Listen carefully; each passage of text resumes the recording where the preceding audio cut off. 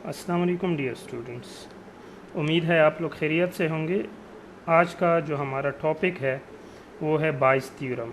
इससे पहले हमने दो लेक्चर रिकॉर्ड किए हैं। एक प्रोबेबिलिटी है, मतलब बेसिक प्रोबेबिलिटी, और उसके बाद हमने देखा कि कंडीशनल प्रोबेबिलिटी क्या है। तो ये दो लेक्चर इससे पहले लाजमी देखें अगर आपको प्रोबेबिलिटी और कंडीशनल प्रोबेबिलिटी का नहीं पता। उसके जो लिंक हैं वो डिस्क्रिप्शन में भी अवेलेबल होंगे और टॉप पे भी आपको सजेशन में भी नज़र आ रहे होंगे। तो शुरू करते हैं कि बायस थ्योरम है क्या चीज़। एक्चुअली होता क्या है कि in probability theory and statistics Bayes theorem describe the probability of an event based on prior knowledge of condition that might be related to the event. अब इसमें होता क्या है कि कंडीशनल प्रोबेबिलिटी हम देखते हैं एक इवेंट की हम प्रोबेबिलिटी देखते हैं, लेकिन किस चीज़ पे? Prior knowledge of the condition आपके पास कितना है उस इवेंट के बारे में जो इससे रिलेटेड है। लेट सपोज ये है कंडीशन और ये है प्रोबेबिलिटी ऑफ एन इवेंट जो फाइंड करना है, और उसके लिए ज़रूरी क्या है कि आपको इसकी प्रोबेबिलिटी पता हो। और इसको पढ़ते हैं हम कैसे? Probability of event A given that event B has happen, या इसको हम कह सकते हैं कि प्रोबेबिलिटी ऑफ ए फाइंड करें अगर आपके पास प्रोबेबिलिटी ऑफ बी गिवन है। तो ये देख लें, ए बी क्या है? इवेंट है। और ये क्या कहते हैं? पी ए बी क्या कहते हैं? How often A happen given that be happen. और ये उसका उलट है, how often be happen when that A happens. और इसको इस तरह से लिखते हैं, ये सिर्फ प्रोबेबिलिटी ऑफ ए है, ये सिर्फ प्रोबेबिलिटी ऑफ बी है। तो बायस थ्योरम क्या करता है? ये प्रोबेबिलिटी ऑफ इवेंट को डिस्क्राइब करता है, लेकिन based on prior knowledge of condition. अगर आपको ये एविडेंस, ये नॉलेज बी का पता हो, ये ऑलरेडी हो चुका, और इसको कंडीशनल प्रोबेबिलिटी कहते हैं। प्रोबेबिलिटी ऑफ ए गिवन, ये गिवन का साइन है, गिवन दैट बी हैपन्स, तो ये कंडीशन है। ये क्या है हमारे पास? ये प्रोबेबिलिटी ऑफ ए हमने फाइंड करनी है, सही है। अब ज़रा इसको इस फॉर्म में भी, ये एक्चुअली ए है, ये बी है, ये ए है, ये बी है, ये हमारे पास ए है, ये फिर बी है। इसको हम कैसे पढ़ेंगे? एच जो है हाइपोथेसिस है, ई एविडेंस है, ठीक है। अब H stands for hypothesis whose probability might be affected by data called evidence। ये evidence है, ये हमारे पास hypothesis है। इसको हम data भी बोल सकते हैं। जो हमारे पास evidence है इसको हम data भी बोल सकते हैं, सही है। तो अब P of H क्या है? ये prior probability है। P of H ये prior probability है, और इसको हमने क्या करना है? As the estimate of the probability of the hypothesis H before the data E as observed। ये वो प्रोबेबिलिटी है जो कि E को ऑब्जर्व करने से पहले जो प्रोबेबिलिटी थी हाइपोथेसिस की। तो ये एक एस्टिमेटेड प्रोबेबिलिटी है, इसको प्रायर प्रोबेबिलिटी भी कहते हैं। ये एक एस्टिमेटेड प्रोबेबिलिटी है जो E को ऑब्जर्व करने से पहले आप एस्टिमेट करेंगे।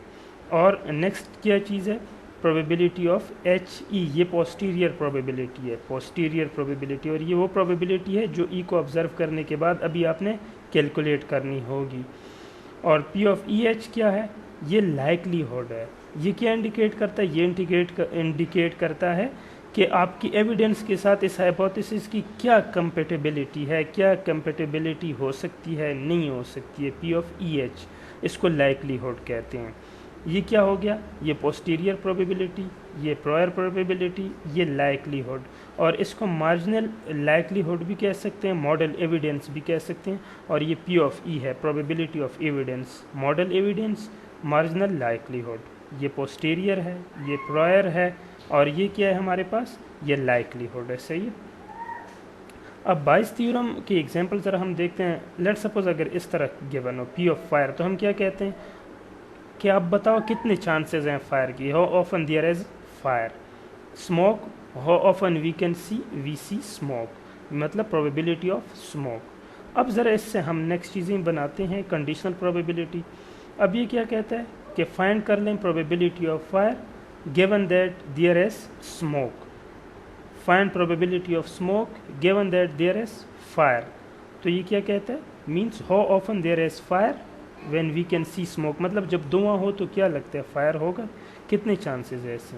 और ये क्या कहता है कि how often we can see smoke when there is fire, मतलब जब आग लगी है कितने चांसेस हैं स्मोक देखने की, धुआं देखने की। अब ज़रा इधर देख लो ये एग्जांपल को। ये कहते हैं कि डेंजरस फायर आर रेयर, मतलब फायर की प्रोबेबिलिटी कितनी है 1%, P of fire 1%, but smoke is Fairlie common, लेकिन जो धुआं है वो कॉमन है, वो कितना है 10%, तो पी ऑफ स्मोक, ये स्मोक की है, ये फायर की है, तो P of smoke 10%, P of fire 1%, इसको 1/100 10/100 कर दो, ये 0.01 आ जाएगा, और ये क्या आ जाएगा हमारे पास 10% है तो ये 0.1 आ जाएगा।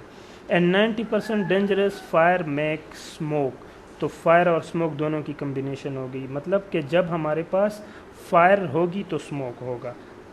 90% of dangerous fire make smoke, तो मीन्स फायर जो है वो स्मोक बनाता है, गिवन दैट का ऑप्शन फायर है तो वो स्मोक बनाता है।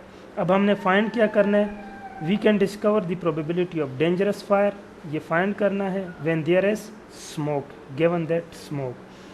तो पुराना फार्मूला याद करो, P of fire, P of smoke fire divide by P of smoke, ये 1% है, 90% है, 10% है, ये 0 के साथ कट जाएगा, 9 1 ज़र 9 डिवाइड बाई 1 9 आ जाएगा। तो प्रोबेबिलिटी क्या है 90%, मतलब ये कि जब आपके पास स्मोक है तो चांसेस 9% है कि फायर होगा on the basis of this available data, जो कि 1% फायर 10% स्मोक, और ये क्या कहता है कि 90% डेंजरस फायर जो होते हैं वो स्मोक बनाता है। तो फायर गिवन है, स्मोक जो है उसके बेसिस पे है, ये कंडीशन है स्मोक के लिए और ये कैलकुलेशन थी। तो अब हमारे पास लेट सपोज इस तरह के 4 नंबर गिवन है कि ये मेन है, ये ठीक है, जिन्होंने पिंक पहने हुए वो पिंक लिबास वो 5 बंदे हैं, 35 ऐसे हैं जो जिन्होंने नहीं पहना है, 20 ऐसे हैं जो मेन नहीं है उन्होंने पिंक पहने हैं, 40 ऐसे हैं जिन्होंने नहीं पहना लेकिन वो मेन भी नहीं है। अब इस तरह से अगर आप कैलकुलेट करेंगे तो टोटल मेन 40, इस तरह से करेंगे टोटल ऐसे जो मेन नहीं है वो 60, 20 + 40, जिन्होंने पिंक पहने हैं 25, जिन्होंने नहीं पहने हैं 75। अब प्रोबेबिलिटी लेट सपोज आपसे कहा गया कि पिंक की कितनी है, तो टोटल कितने हैं आपके पास, टोटल 100 है, पिंक कितनों ने पहनी है 25 ने, यह जमा कर लो, ये टोटल 100 है, 40 + 60, पिंक कितनों ने पहने हैं 25, 25/100, तो इससे आपके पास 0.25 आ जाएगा जो टोटल है, मतलब मैन एंड नॉट मैन। अगर सिर्फ मैन का कहा गया कि आप मैन के बता दो कितने परसेंट है, तो 5 डिवाइड बाई 40, टोटल मैन कितने हैं 40, 5/40।